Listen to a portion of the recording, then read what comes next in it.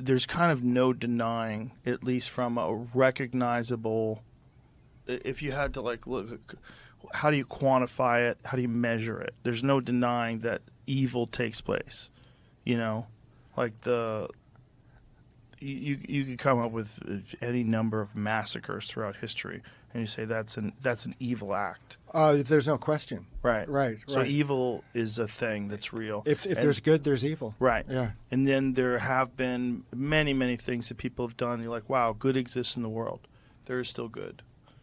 So we know both those things are real things. We just don't know what's the root of them all. And are there really angels and demons, or are those the scapegoats for this bizarre dance of good and evil that just exists in the world? Mm-hmm. Well, if it weren't, for Adam and Eve eating the fruit of the tree of knowledge of good and evil, there wouldn't be any perception of good and evil. It'd just be true or false. Which is the reason that Adam and Eve were expelled from the garden, because in the beginning, it was they were living in a world of either truth or falsehood. You're right. And after eating the fruit of the difference between good and evil, they became opinionated. Oh, that's good, I like it. That's bad, I don't like it. But the issue of true or false got became muddled. Yeah. And they no longer were fit inhabitants of the Garden of Eden, of paradise. What's your take on Lilith? Well, yeah, Lilith. Well, there's no mention of her in the Bible per se, but there's a lot of mention of her in the rabbinic literature that sprung up after the Bible. Yeah. The story is that I think after Cain killed Abel, that Adam. No. Was it that after that? I think it was after Adam and Eve were expelled from the garden. That they stopped having sex. So Adam, then was sleeping, with Lilith, and they spawned innumerable demons as a result of their relationship. Yeah, and after a while, Adam and Eve, reconciled, and they got the things together again. Yeah, but Lilith, plays a role in the understanding of evil in the world, like it's the result of the spawn of Lilith. What do you think Lilith was originally, if it was a thing? Yeah, I don't know. Well, that's called, midrash. It's the explication of the Bible, by the rabbis. So it's what's called extra-biblical. Yeah, and I've only looked into extra-biblical stuff to a certain extent. What's the source of that stuff? The imagination, and I think the surrounding environment, societies, culture, influenced by the Greeks, the Sumerians, the Akkadians, the Hittites. There's a lot of accumulation of other cultures onto interpreting the stories that occur in the text. A lot of fanciful things, and entertaining things, like, for example, Lilith is the source of the demonic entities out there. Yeah, I found out about Lilith like 6 months ago. Oh, really? Yeah, I'd never even heard about it. Do you remember when we found out about Lilith? Somebody brought it up on a show, right? Yeah, who brought it up, I'm wondering. I don't remember, but I was like, what? Who's Lilith? Yeah, was it Jordan Peterson? It could have been. Yeah, but very because possibly. He's a keen student of the Bible. Very possibly. Yeah. I do not remember, though. But I remember thinking, like, wow. Like, and then the original story. Like, so when you're talking about the biblical translations of the Adam and Eve story that we're all accustomed to, it's all a watered-down sort of, or a strange translated version of the ancient Hebrew. But you've read the actual ancient Hebrew version of it. Like, what did you get out of it? Like, what did you... Well, most of the translations of the Hebrew Bible are quite good. Like, the King James Version, it's very accurate. Yeah, it's a bit, stilted. Is anything missing in the translation from when you read it in ancient Hebrew, or do you think it's pretty clear? It's fairly one-to-one correspondence between the Hebrew words and the English translation. Certain things are interpreted through a Christian lens because the Christians wrote the King James Bible translation. Right. Yeah. But the words and the grammar and the narratives, they're pretty much accurate. Yeah. They spent a lot of time working on painstaking translations. So there was a responsibility, to do it accurately. Imagine that story, like trying to like pass that one down for 1,000 years. Yeah. Like, yeah, so there was only two people, and then there was an apple, Right. and a snake talked Eve into eating that apple, and everything got fucked. Yeah. Yeah. It's a very strange story, isn't Very it? strange story. What do you think it really was all about? I think there were two people named Adam and Eve, For real? as if they were real. What do you mean by that? Well, if you imagine that there was an Adam and Eve and you visualize the garden they were in and the snake and their interactions, there you have it. So you think the biblical interpretation is a literal recalling of actual events that took place? No. No. I don't think that. Well, it's like if you smoke DMT and you enter into this world, it's true, it's overwhelmingly convincing, it's got its own laws, its own system. Things are regular. Like certain things happen, certain interactions take place. Yeah, and you're there. You're convinced it's real, and you interact with it to the best of your ability. So I think that's the case with the narratives in the text. It's not. It isn't a matter of interpreting what they mean, as much as understanding what happened. Boy, that's obscure. So it's not interpreting what they mean, but understanding what happened. Yeah, what did the snake say to Eve? So a snake really talked to Eve, though. It was as if a snake talked to Eve. As if. Yeah. So perhaps a psychedelic experience, perhaps an altered state of consciousness. No, I think it was a case of a woman standing near a tree and a snake coming up to her and saying certain things, and they have a conversation. For real, for real. As if it were real. Well, the stories have been told so many times. Right, that's the problem. And, they seem... Well, if you... Seems like they're blaming everything on Eve, too, which is like a little suspect. I like No. to hear her side of it. Well, the one who got punished without even having a chance to explain himself was the snake. So God asks Right. Adam what happened, and he asks Eve what happened, and he just lays it on the snake. Right. Yeah. And the snake's like, I didn't tell her anything. I Yeah. can't even talk. This Well- lady wanted to eat that apple. She blamed me. Well, back then snakes could talk, or in that world, snakes talk. How so? Well, they were the wisest of all the animals in the garden, so they could speak. Right, but you speak of these things as if, like we're talking about when you go to the zoo, the monkeys swing from the vines, it's normal. Snakes talk. Well, it's a bit of a paradox. Yeah, like if you, Let me ask you this. so if you treat those stories as if they were real, you're opening yourself up to this universe of Adam and Eve were in the garden. Then they had Cain and Abel. Cain killed Abel. Then Cain had children, and his children begot the 70 nations. And then there was a flood because mankind was bad. Noah and his family survived. They all spoke one language afterwards. There was on a tower. There was Nimrod. There was Abraham. There was Isaac and Jacob. So it's this world which seems to be quite coherent, quite consistent. It all ties together. It's quite consistent from book to book, from narrative to narrative. It is a different way of looking at the Bible.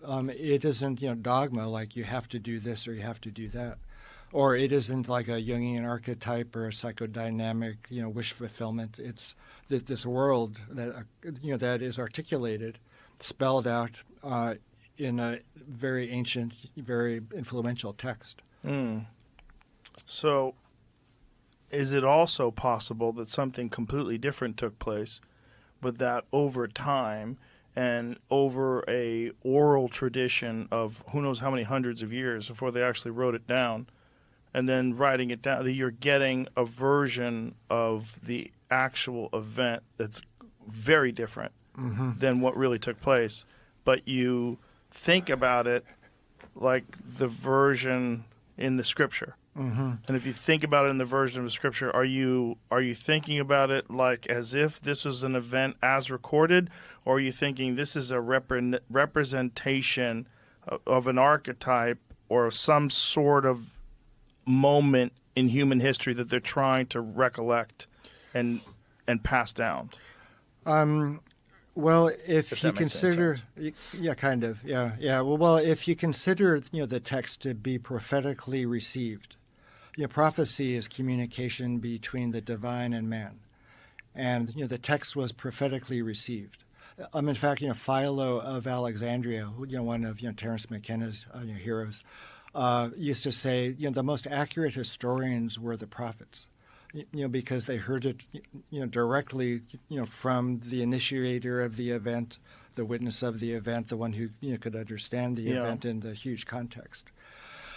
So it's a prophetically received, text, which means it contains information received from a spiritual sort of level, which you would think is a universal field of sorts. How much have you ever paid attention, if at all, to any of that ancient Sumerian stuff, like the Anunnaki and? Some. Yeah, I watched this really great documentary a few years back. Yeah, but I wouldn't consider myself as knowing much about it. Right. That to me is one of the weirder origin stories. Yeah. So, what is that origin story? I recall it quite fascinating, but not the details. Well, there's multiple versions of it. First of all, the story of this the fantastic story is told by Zecharia Sitchin. So Zecharia Sitchin, who wrote The 12th Planet, and he wrote several other books. He was a biblical scholar and a linguist, and he spent a lot of time studying the ancient Sumerian text, the cuneiform. And what he believes is that it tells a story of an ancient relationship between a race of beings on a far distant planet that's in an elliptical orbit, and it comes near Earth every 3,600 years, and that they had engineered human beings out of lower primates. They had accelerated our evolution, and that all of what we know about the cosmos, all of what we know about, they have these detailed, I don't see the ancient tablets, they have a detailed map of the solar system from 6,000 years ago. Right, okay. They have the sun in the center and all the moon, and they have these really enormous beings. And these enormous beings were supposed to be these things called the Anunnaki. Okay. And the literal translation is those from heaven to earth came. Uh-huh. It's one of the weirder, if you love a great science fiction version of the origin story of humans, it's the most fun one. Yeah, it brings to mind, the sons of God, the B'nai Elohim, which occur in the story of the flood and Noah. The Nephilim, too. Yeah, the Nephilim, the Rephaim, they were huge. They were giants. Yes, yeah. Men of renown. Yeah. Yeah, and they intermarried, or they had sex with the daughters of man, and from them came a race. Yeah. Yeah, so that story is interpreted or perceived through the lens of the Hebrew Bible too. Really? Yeah. Well, that is a story in the text. Before the flood, is the B'nai Elohim, come down to earth. They have intercourse with, the daughters of man, and out of those relationships, comes this race of giants. That's the most fun one. Yeah. Isn't it? Well, they all got swept away in the flood. So that's an interesting turn of events. Well, if you interpret the flood as the Younger Dryas impact theory, which created the flood, which lines up. Right, that does line up. Yeah, it lines up time-wise, lines up with how it would go down. Yeah, just no evidence of giants. That's the only thing we're missing. If they found some giants. Well, in the meantime, you can assume that the giants were real. Stories of giants. I want that to be real so bad. I want all this That the to be Smithsonian's been hiding the information. those are the big conspiracies. Could be. Down in their basement, they've got like a 10-foot tall human being, a race of giants that existed, roamed the earth. Yeah. David and Goliath's a real story. It just seems like they wouldn't be gone. They wouldn't be the ones that would have been killed off. Unless, in the cataclysm, like the Younger Dryas impact theory, there wasn't enough food. Oh, and they died off, you know? Because if you're that big, you need to eat a lot. So you think they were around like way long ago? Way and long died ago. off way long ago. Yeah. Yeah, I don't think like recently. But I think like Yeah. it is, there's so many stories and so many cultures have these stories, even in the Bible, of a race of giants. Yeah. Like it seems like it couldn't just be big people. Right. It seems like what they're talking about is something crazy. I guess it could be if you're It just could be. because if you're just mythologizing. There's Yeah. no way that's a word, but if you're just turning something that is real, this is the same with like a dragon. People obviously just get inspired by things that are around them. They start to morph into things. I mean, there was no fire-breathing animal Right. flying around. Probably crocodiles and shit like that. Yeah, that crocodiles, people and saw. then there are like cobras that spit venom, which obviously gets in your eyes. Probably going to burn like a son of a bitch. So like, there's like the fire myth. I mean. And people exaggerate. Yeah, so exactly that's what I'm saying. Yeah. So like, people will take somebody who is a big son of a bitch, and they go, "Oh, well, let's exaggerate and For say sure. that the guy he fought was 9 feet tall Right, instead right. of 6'5". Exactly. Which he probably was. Yeah. Yeah. But also, when you talk about races of these giants, you could also be talking about like people from Iceland. Yeah. Right? Who Like, were naturally. enormous big as Viking hell. dudes Yeah. who were always win those fucking strongman competitions. Those guys are, there's giants up there. Like Oh, yeah. 400, like the mountain from Game of Thrones, like that kind of Yeah. person. So you think about Yeah. that, like that's that size human. Right. There could have been a bunch of those around, and maybe that's what they were talking about, giants. Or there could have been like a specific race of humans. Like they keep finding these additional types of humans. Like they found Denisovans fairly recently, and then that other one that we brought up the other day, the big-headed people. That's fairly recently. They've discovered that this is a completely different branch. That there may, I mean, but here's the thing: if they did find those, would they tell us? Like if archaeologists, like who would put the cap on that? If they found like a 10-foot human under like a just gigantic Right. dead human with a huge sword underground, like would they just say we're wrong, giants existed, or would they go people can't handle this? That's a tough because that's the answer to, or that's the question for so many things. It's They like, might say people can't handle it. It's not outside the realm of possibility. I would say they'd probably say Isn't that infuriating? yeah. Can you imagine if it was you? Now imagine you're out in West Texas, wherever you are, hanging out with your friends, and somebody notices something in the ground, and you start digging, and you pull out a fucking thigh bone that's this big, and you plop it down. You go, what the fuck is that? And then Yeah. you got a buddy who works at the university nearby, and he starts digging. He's like, hey, dude, this is a fucking human foot. And he pulls out a human foot that's size 38. And you're like, what is going on, man? And so then Yeah. you bring in some experts and like, holy shit, dude, this is a giant. And then they do DNA tests. They find out it's a real actual creature. Yeah. I'm telling everyone. Yeah. I mean, they're going to kill you. They're going to kill you. The scientists will kill you. They're going to run you off that's the true. road. Yeah, I get Look at it. this. Longest, or what I guess would be the tallest The people have ever found? that they've ever found. It was found in China. It's supposedly about 4,400 years old. Would have been about 16, 18 years old.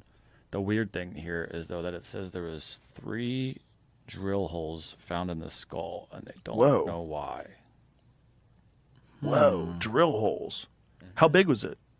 6'4". Oh. Oh, fuck me. Well, back then, that was probably fucking huge. Well, you said they found it in China. Yeah. That's a giant. And they're calling it, they Right. call it Well, it giant. might be Mongolian, you know? Well, I Also just mean looked compared up- to the Chinese that are found, Right. they're probably like, holy shit, this Goliath thing's- is anywhere from modern day, maybe they say up to 6'6", but they're like taking the word for word from the Bible, it would have been about 9'9".